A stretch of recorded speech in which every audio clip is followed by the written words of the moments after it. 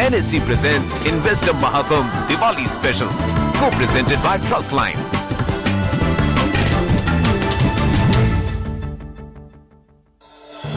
Co-presented by Trustline. I see through you. My eyes are reaching far. I am wide-eyed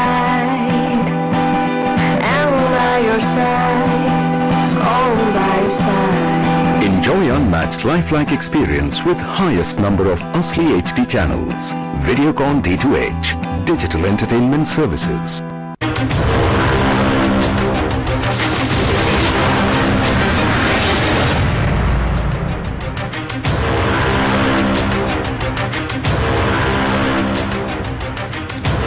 बाजार पर क्या है दिग्गज फंड मैनेजर्स का नजरिया, ये बताने के लिए हमारे साथ हमारे दोनों एक्सपर्ट्स हैं। नवनीत, ये बताएं कि पैसा तो लगा दें, लेकिन बाजार सुधरेगा कब तक, कितना इंतजार करना पड़ेगा?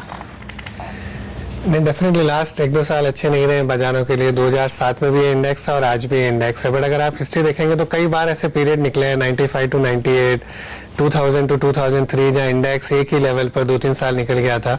बट उसके बाद जो रिटर्न आता है वो आपको एक्यूमुलेटेड अच्छा रिटर्न मिल जाता है। तो शायद हम उस पीरियड में हैं जहाँ पर अगर अगले कुछ महीनों में इन्वेस्ट किया जाए तो बहुत अच्छे रिटर्न की एक्सपेक्टेशन करी जा सकती है। सो धीरे धीरे इसलिए हम बोलते हैं कि म्यूचुअल फंड में सिस्टमेटिक इन्वेस्टमेंट प्लान करते रहेगा, धीरे धीरे करते रहेंगे अगर अगले कुछ महीनों में। तो ये जो एक अनिश्चितता का माहौल है ग्लोबल एनवायरनमेंट की वजह से, जो आपको अच्छे वैल्यूएशंस पर स्टॉक मिल रहे हैं, ये काफी अच्छा रिटर्न दे सकते हैं। तो ये सही समय है स्टॉक्स खरीदने का।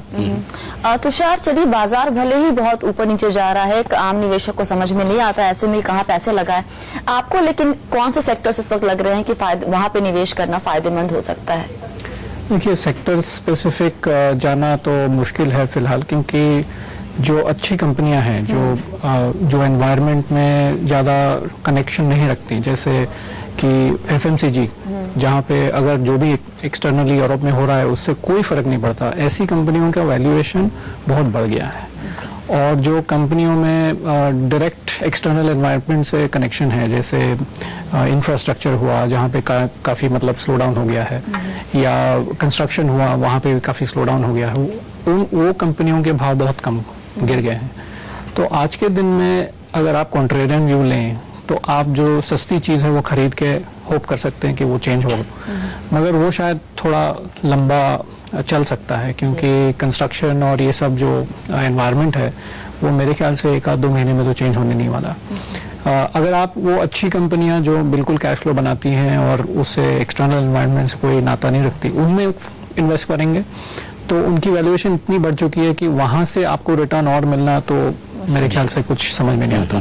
तो I think instead of looking at a sectoral view, one should be diversified.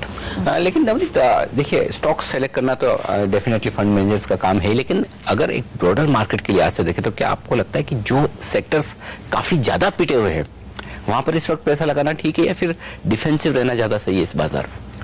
पिछले 1 वर्षों में 2 थीम रही है। एक तो जो क्वालिटी कंपनीज है उनका प्रीमियम बहुत बढ़ गया है, और जहां पर भी चाहे अगर बैलेंस शीट में प्रॉब्लम है या कैश फ्लोज अच्छे नहीं है, जहां भी लेवरेज ज्यादा है या कॉर्पोरेट गवर्नेंस का कुछ इश्यू है, वो स्टॉक्स की बहुत ज्यादा पिटाई हो गई है। अभी शायद थोड़ा सा चेंज होना चाहिए अगले कुछ महीनों में, अगले कुछ क्वार्टर्स में, बट इमीडिएटली ऐसा कोई एनवायरनमेंट इतना बदल नहीं रहा है, चाहे गवर्नमेंट पॉलिसीज में हो या इंटरेस्ट रेट्स या इन्फ्लेशन या ग्लोबल एनवायरनमेंट, कि वहाँ सडनली एक यू टर्न आ जाए। बट धीरे धीरे जहां पर अगर बहुत ज्यादा स्टॉक्स गिर गए, वैल्यूएशन इतने सस्ते हो गए, तो कुछ कॉन्ट्रेरियन कॉल इन्वेस्टर्स ले सकते हैं। अदरवाइज फार्मास्यूटिकल्स है, चाहे कंज्यूमर है, चाहे टेलीकॉम है, ये लॉन्ग टर्म सस्टेनेबल थीम्स है इंडिया के लिए। इनका ग्लोबल एनवायरनमेंट से ज्यादा इंपैक्ट नहीं होता है। अगर इंटरेस्ट रेट्स अगर और बढ़ती हैं या इन्फ्लेशन ज्यादा रहता है तो भी इन पर कम इंपैक्ट आता है, और अच्छी कंपनी है। बट डेफिनेटली तुषार ने बोला कि उनके शायद वैल्यूएशन थोड़े से महंगे हो गए, तो आपको ध्यान में रखना पड़ेगा। तो रादर देन एक सेक्टोरल व्यू लेने की जगह पर अगर इंडिविजुअल स्टॉक्स देखें हर सेक्टर में, तो वो ज्यादा मुनासिब होगा, वो ज्यादा अच्छा रहेगा। एक अंदाजा लगाना चाहता हूं कि बाजार पे आपका कॉन्फिडेंस कितना है, तो ऐसे में बताएं कि आपके जो इक्विटी फंड्स है उसमें कितना पैसा बाकी, कितना पैसा आप लगा चुके हैं इस वक्त बाजार में? जी, हम ज्यादा कैश कॉल लेते ही नहीं है। 5 से 10% कैश अगर फंड में होगा, और वो भी हमारा बायस उसको धीरे धीरे डिप्लॉय करने का ही है, और वो डिप्लॉय भी करने का है ऐसे क्षेत्र में जहां पर rather than consumer, pharma, telecom, ये सेक्टर्स अभी ज्यादा है पोर्टफोलियो में। बट इंक्रीमेंटली हम इंडस्ट्रियल्स लेंगे, फाइनेंशियल्स लेंगे, या जहां पर भी स्टॉक सस्ते हो गए, मेरे ख्याल में धीरे धीरे धीरे वो लेने की रहेगी। तो वो दिखाता कि शायद कॉन्फिडेंस है बाजार पर। अगर हम 1-2 साल का व्यू लें तो ये वैल्यूएशंस पे काफी स्टॉक्स अच्छे लग रहे हैं। तुषार, एक आखिरी सवाल आपसे पूछना चाहूंगी मैं। बाजार की हालत खराब है, ये बात हम बहुत बार बोल चुके हैं, सुन चुके हैं, लेकिन आपका क्या पर्सनल बिलीफ है इस वक्त? आपकी स्ट्रैटेजी क्या हो रही, आपने बनाई क्या है बेसिकली स्ट्रैटेजी, और आपको क्या लगता है बाजार में जो हम बाउंस बैक की बात करते हैं कब तक आता दिख रहा है? बाउंस बैक तो आएगा जरूर जब आएगा, मगर we have to be positioned for that. So the strategy currently that we are employing is to keep looking for companies which are generating free cash.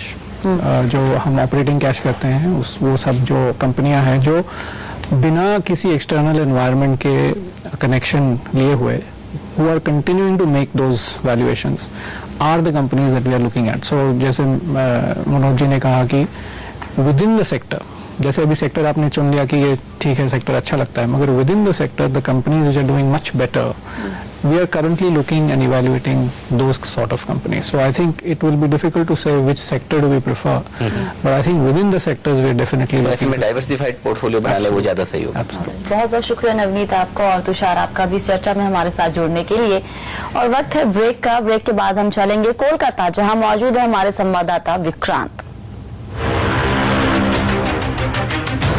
मैं विक्रांत दुबे हूँ कोलकाता के वुड स्ट्रीट पर, जहाँ मेरे साथ कुछ इन्वेस्टर हैं. ये पूछेंगे अपना सवाल, लेकिन एक छोटे से ब्रेक के बाद. तो आप देखते रहिए CNBC आवाज.